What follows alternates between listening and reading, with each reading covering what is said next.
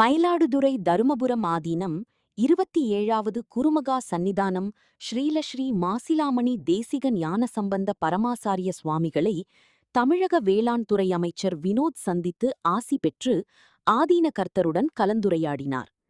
தருமபுரம் ஆதீனகர்த்தர் கூறுகையில், கும்பகோணத்தில் நடைபெறவுள்ள மகாமகம் விழாவை வடநாட்டில் கொண்டாடப்படுவதைப் போன்று செம்மையாக கொண்டாட அரசு நடவடிக்கை எடுக்க வேண்டும். விவசாயம் சார்ந்த பகுதியான மயிலாடுதுறை மாவட்டத்தில் வேளாண் கல்லூரி அமைப்பதற்காக முந்தைய ஆட்சியில் அமைச்சர்களிடம் கோரிக்கை வைத்தோம். மத்திய அரசின் திட்டத்தில் வேளாண் கல்லூரி தொடங்க விண்ணப்பம் செய்துள்ளோம். தமிழக அரசு வேளாண் கல்லூரி அமைப்பதற்கான அனுமதி அளித்தால் அதற்கான இடங்களை வழங்குவதற்கு தயாராக உள்ளோம். நெல் சேமிப்பு கிடங்குகள் அமைப்பதற்காக ஆதீன கோயில் இடங்களில் வழங்கியுள்ளோம். அண்டை மாநிலங்களிலிருந்து தானியங்களை வாங்குவதை கைவிட்டு நமது மாநில உற்பத்தியை ஊக்குவிக்க வேண்டும். விவசாயிகளின் உழைப்பை வீணாக்காமல் பாதுகாக்க வேண்டும் என்றார்.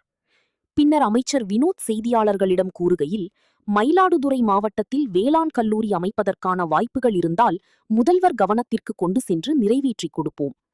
கடந்த ஆட்சி காலத்தில் அண்டை மாநிலங்களில் உணவு தானியங்கள் கொள்முதல் செய்துள்ளனர். அதனை படிப்படியாக குறைப்பதற்கான நடவடிக்கை எடுக்கப்பட்டுள்ளது.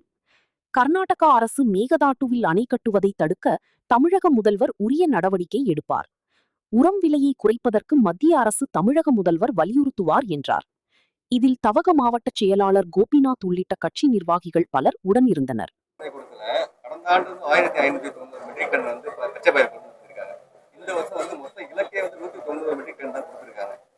கடந்த ஆண்டே வந்து ஒரு பற்றாக்குறையோட தான் இருந்துச்சு. விவசாயிகள் தனியார்கிட்ட வந்து வெறும் 190 டன்னுங்கும் போது நிறைய விவசாயிகள் வீட்டில் வச்சுட்டு காத்துக்கிட்டு இருக்காங்க.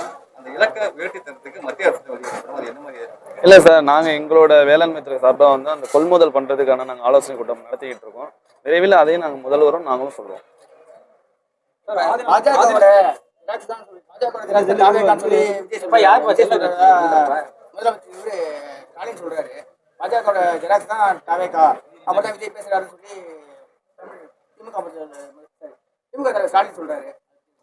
என்ன பண்ண அரசாங்கம் வந்து அதை கம்மி பண்றதுக்கான ஏற்பாடுகளும் செய்து கொண்டு பொட்டாஷ் உள்ளிட்ட உரங்களோட விலை கடுமையா உயர்ந்திருக்கு. 1600 ரூபா 2200 ரூபா.